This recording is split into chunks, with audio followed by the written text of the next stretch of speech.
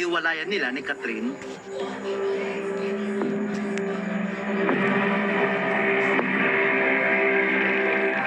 Sa wakas ay binasag na ng aktor na si Daniel Padilla ang kanyang katahimikan.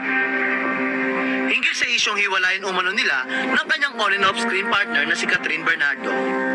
Matatandaan nitong mga nakalipas na araw, naging pulutan ng maraming netizen sa social media sina Catherine at Daniel. Ito yung matapos ibunyag ni OG Diaz na umano'y may matinding pinagdadaanan ng relasyon ng dalawa. Kung ano-anong masasakit na salita ang ibinato ng netizen, lalo na kay Daniel. Kabilang dito ang cheater at manipulative. Nakaladkad din sa isyu ang pangalan ng kapamilya actress na si Andrea Brillantes.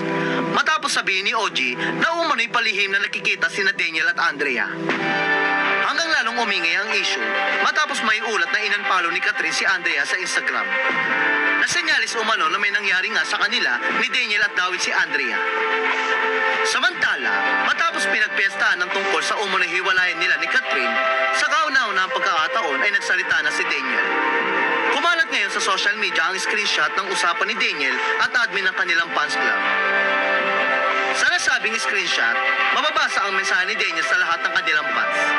Sinabihan din ni Daniel ang kanilang fans na huwag mag-alala dahil siya na raw ang bahala sa lahat. Aniya, relax lang kayo, aming mga katniyas. Tama na ang pag-aalala. Brett, ako na ang bahala sa lahat. Tila naiyak naman ang fans dahil sa mensahe ni Daniel. Ani nito, DJ, sorry kung sinabi pa namin sa'yo, pero di talaga namin kaya na ganito binabato sa'yo. Thank you so much. This means a lot. Sa uli, sinabi ni Daniel na mahal nila ang kanilang fans. Aniya, mahal namin kayo sagad. Samantala, umani naman ang samsaring reaksyon mula sa netizen ang mensahe ni Daniel sa kanilang fans.